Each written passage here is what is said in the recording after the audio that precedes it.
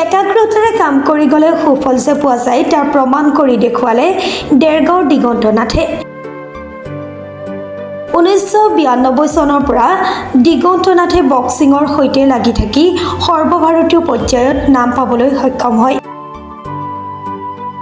সেই আনন্দত দেৰগাঁও ক্ৰীড়া সন্থা আৰু দেৰগাঁৱৰ ৰাইজে দেৰগাঁও ক্ৰীড়া সন্থা ভৱনত সৰ্বভাৰতীয় পৰ্যায়ত যুৱ বক্সিং সমিতিৰ নৱনিৰ্বাচিত সভাপতিৰ লগতে 2 ষ্টাৰ ৰেফাৰী হিচাপে মনোনীত হোৱা দিগন্ত নাথক উষ্ম আদৰণিৰ লগতে সম্বৰ্ধনা অনুষ্ঠান অনুষ্ঠিত কৰে।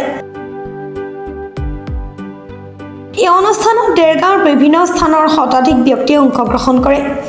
ৰাজহুৱা সম্বৰ্ধনা অনুষ্ঠান সভাপতিত্ব কৰে দেৰগাঁও ক্ৰীড়া সন্থাৰ সভাপতি প্ৰশান্ত প্ৰদীপ হাজৰিকাই।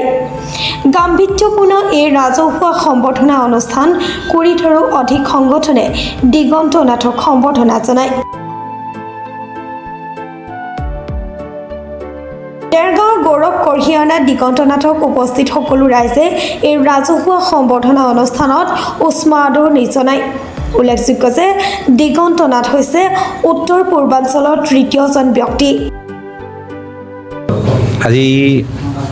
আজি দিনটো মোৰ কাৰণে বৰ আৱেগিক দিন, কাৰণ মই ৰিজাল্টটো ঘোষণা হোৱাৰ পাছত মোৰ সভাপতি দেৰগাঁও বক্সিং সন্থাৰ সভাপতি পৰাগ ঠাকুৰ ছাৰ, অসম বক্সিং সন্থাৰ সম্পাদক সঞ্জীৱ সন্দিকৈ ডাঙৰীয়া, দেৰগাঁও ক্ৰীড়া সন্থাৰ সভাপতি সম্পাদক, দেৰগাঁওবাসী ৰাইজ আৰু বিশেষভাৱে মোৰ বন্ধুসকল, যিসকল বন্ধুৱে মোক এই এক্সামটো দিবৰ যাওঁতে মোক সহায় কৰিলে, দেৰগাঁওবাসী ৰাইজে মোক যিধৰণে সহায় কৰিলে তেওঁলোকক মই বিশেষভাৱে ধন্যবাদ জ্ঞাপন কৰিছোঁ। কাৰণ তেওঁলোকে সহায় নকৰাহেঁতেন আজি হয়তো মই এই ছাকচেছটো নাপাওঁ। সেইটো কাৰণে মোৰ অন্তৰৰ পৰা তেওঁলোকক মই ধন্যবাদ জ্ঞাপন কৰিছোঁ আৰু দেৰগাঁৱৰ ভৱিষ্যত প্ৰজন্মক আগবঢ়াই লৈ যোৱাৰ ক্ষেত্ৰত তেওঁলোকে আগভাগ লয় আৰু আমাৰ জাতি যেন সবল কৰাৰ ক্ষেত্ৰত তেওঁলোকে সহায়ৰ হাত আগবঢ়ায়। আজি এয়া মই ইণ্ডিয়ান এমেচাৰ বক্সিং ফেডাৰেশ্যনৰ ইউথ কমিশ্যনৰ চেয়াৰমেন।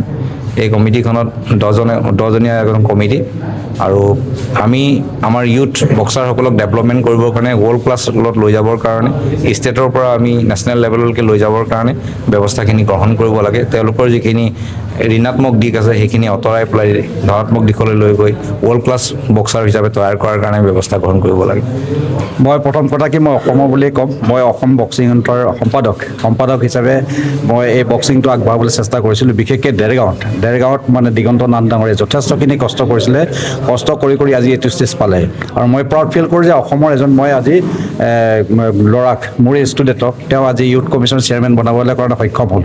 তেওঁৰ কষ্টৰ বলত হৈছে আৰু তাৰ লগতে 18 পৰা 22 মাৰ্চত অনুষ্ঠিত হোৱা ইণ্টাৰনেশ্যনেল ৰেফাৰী জাজত ময়ো আছিলোঁ। তাতে তেওঁ সুখ্যাতে যথেষ্টখিনি কষ্ট কৰি উত্তীৰ্ণ হ'বলৈ সক্ষম হ'ল। তাৰ বাবে মই তেওঁকো ধন্যবাদ জ্ঞাপন কৰিছোঁ আৰু এইটো আমি প্ৰাউড ফিল কৰোঁ যে আমাৰ অসমৰ এজন সন্তানে আজিৰ ইণ্টাৰনেশ্যনেল ৰেফাৰী জাজত পাছ কৰি পেলাই সুখ্যাতি উত্তীৰ্ণ হৈ আছে।